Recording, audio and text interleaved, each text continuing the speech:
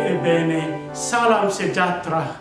Saya Pastor Octavianus Situngkir Kapusin menghantarkan renungan kepada kita 23 Desember Pekan Khusus Masa Advent yang dikutip dari Injil Lukas bab 1 ayat 57 sampai 66. Demikian bunyinya. Kemudian genaplah bulannya bagi Elisabet untuk bersalin, dan ia pun melahirkan seorang anak laki-laki.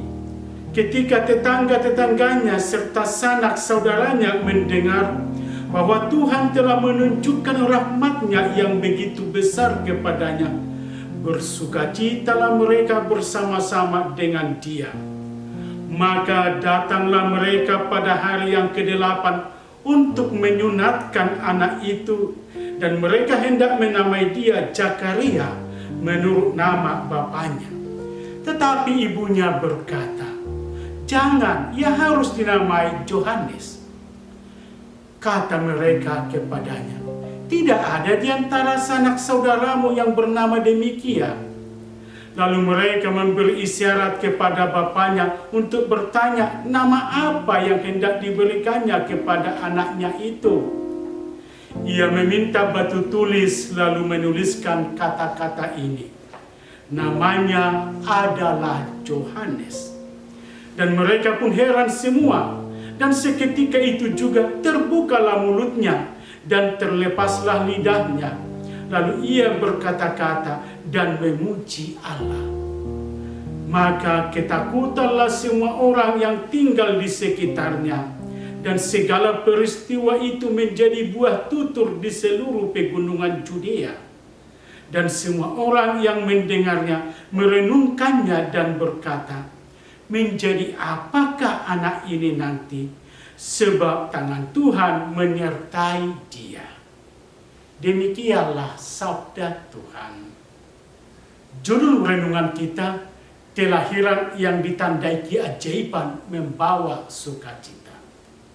Setiap kelahiran anak akan menjadi peristiwa sukacita bagi keluarga, sanak famili maupun tetangga. Apalagi bila kehadiran anak itu sudah sangat lama dinantikan, tentulah akan menjadi peristiwa luar biasa dan dirayakan penuh syukur.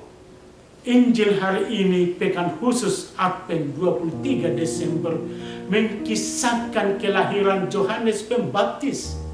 Setelah waktunya genap, Elisabet melahirkan seorang anak laki-laki. Seluruh keluarga, sanak saudara, dan tetangga bersukacita, sebab peristiwa ini adalah peristiwa rahmat besar luar biasa. Pada hari ke-8 mereka berdatangan untuk menyunatkan dan menamai anak itu sesuai tradisi. Mereka mengusulkan namanya Zakaria, tetapi ibunya Elisabet melarang dan memberi nama, "Jangan, ia harus dinamai Yohanes." Zakaria pun memberi isyarat dan minta batu tulis lalu menuliskan kata ini, "Namanya adalah Yohanes." Elisabet dan Zakaria sepakat nama anaknya adalah Yohanes, yang berarti karunia Allah. Zakaria dan Elisabet sama-sama percaya itu sungguh dikaruniai dan dikasihi Allah. Peristiwa itu membawa keajaiban ganda, yakni kelahiran anak adalah peristiwa rahmat istimewa karena melahirkan di masa tua. Sementara itu Zakaria yang sempat membisu tiba-tiba dapat berkata-kata kembali dan melambungkan kidung pujian, "Terpujilah Tuhan Allah Israel." Saudara-saudara, atas peristiwa itu semua yang hadir heran dan berkata, "Menjadi apakah anak ini nanti? Sebab tangan Tuhan menyertai dia." Kelahiran yang mengundang kekaguman, keheranan, sekaligus rasa sukacita. Memang Allah dari semula punya rencana khusus kepada anak Zakaria dan Elisabet. Allah telah menetapkan Yohanes sebagai nabi, utusannya untuk mengarahkan hati umatnya berbalik kembali kepada Allah. Yohanes adalah nabi yang diutus untuk merintis jalan bagi sang juru selamat.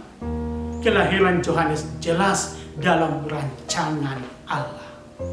Menjadi apakah anak ini nanti? Pernyataan ini pantas kita renungkan lebih serius bagi diri kita. Ada suatu ungkapan, nomen est omen, yaitu nama adalah harapan dan tanda. Tuhan jelas-jelas punya maksud pada kita masing-masing. Tuhan punya rencana khusus dengan keberadaan kita setiap pribadi. Kita ada bukan dari diri sendiri dan untuk diri sendiri. Lebih lanjut kita bermenu, kita dilahirkan dan diberi kesempatan menjalani sejarah di dalam hidup ini. Kontribusi atau sumbangan apa yang sudah saya berikan dalam mewarnai hidup ini?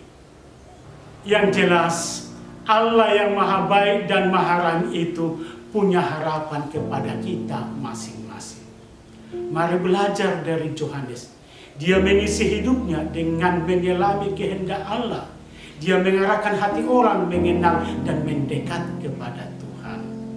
Saudara-saudari, hari raya Natal sudah diambang pintu.